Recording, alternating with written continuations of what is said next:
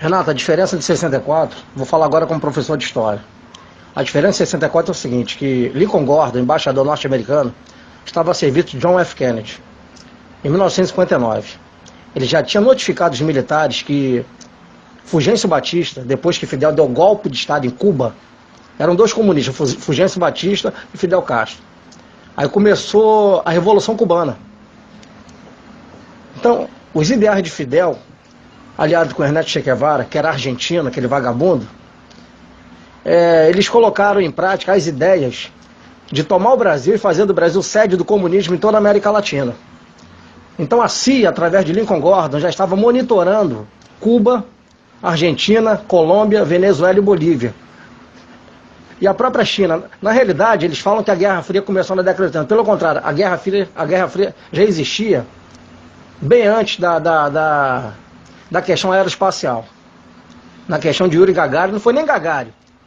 Entendeu? O primeiro piloto que foi colocado no foguete que explodiu antes de subir foi Vladimir Komarov.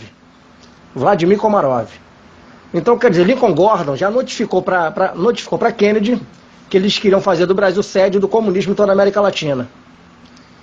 Então isso estourou, foi na Guerra do Vietnã. Então os militares brasileiros não esperaram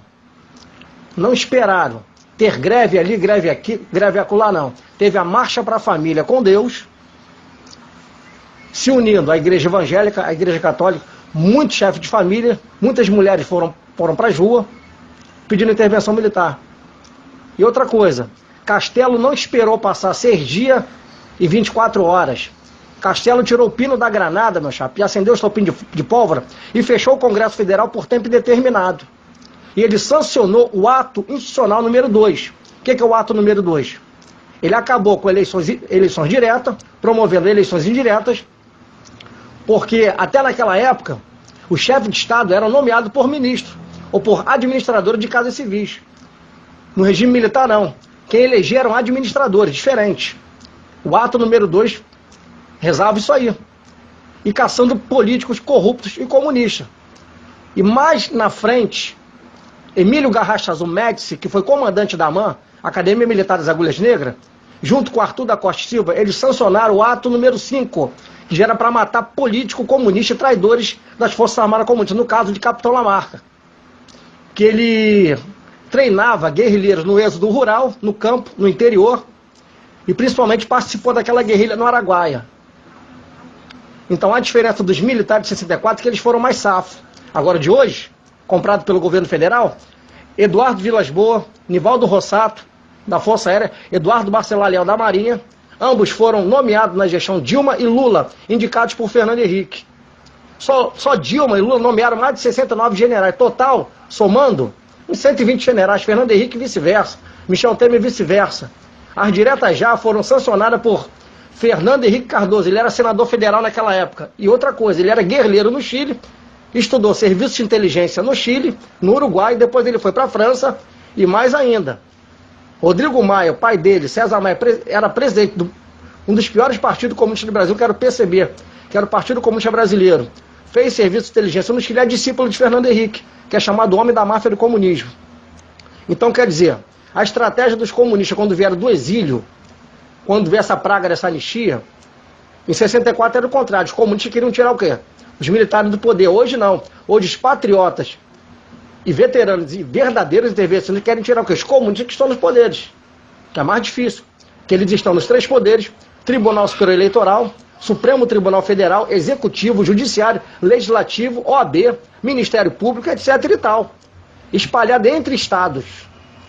Então, quer dizer, a estratégia dos comunistas, desses políticos, quando eles redigiram a Constituição de 1988, porque até 85 era válido o voto indireto. Naquele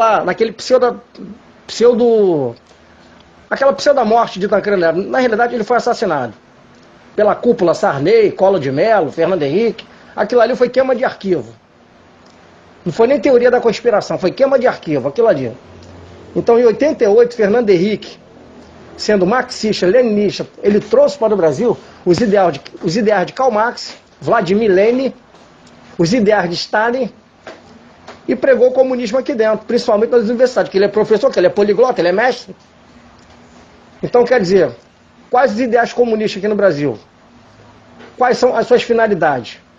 Foi o que Hitler fez na Segunda Guerra Mundial. Foi o que Stalin fez. Foi o que Lenin fez. Foi o que Mussolini fez. Foi o que Hirohito fez. Ele primeiro desarmou toda a população. A Hitler fez isso na Polônia e na Alemanha. O comunismo ele faz isso. Stalin fez isso. Mussolini fez isso. Eles desarmam a população, dividem as classes e depois colocam um contra o outro. E eles tornam a classe refém e dependente, literalmente, do Estado. Aí os projetos sociais aqui no Brasil. Veja os projetos sociais. Bolsa Família, auxílio vagabundo, auxílio moradia, auxílio reclusão, auxílio narcótico. Quer dizer, o cidadão idiota, demente de classe, dependente literalmente do Estado. Então Castelo não pensou duas vezes, meu filho. Castelo tirou o pino da granada, acendeu o estopim de pólvora e colocou a casa em ordem.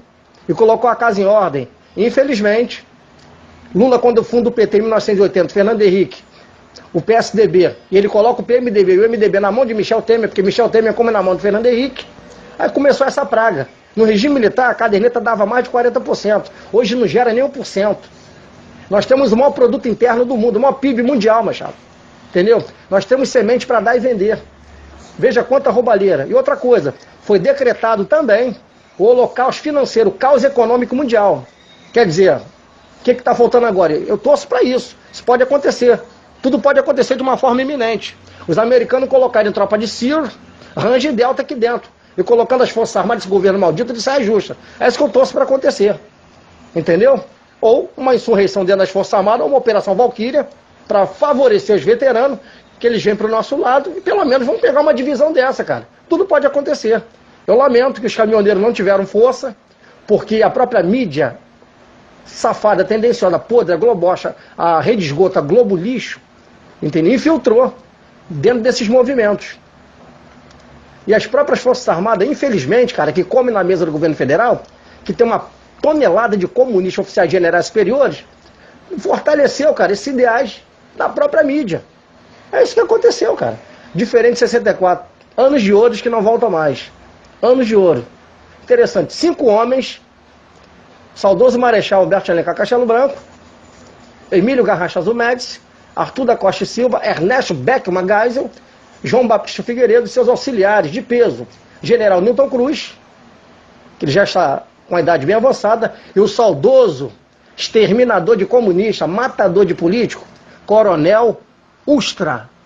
E o saudoso general, que não é pai desse Mourão de hoje, Olímpio Mourão Filho. O pai desse Mourão de hoje é Antônio Mourão. Olímpio Mourão Filho, de 64, era general de exército.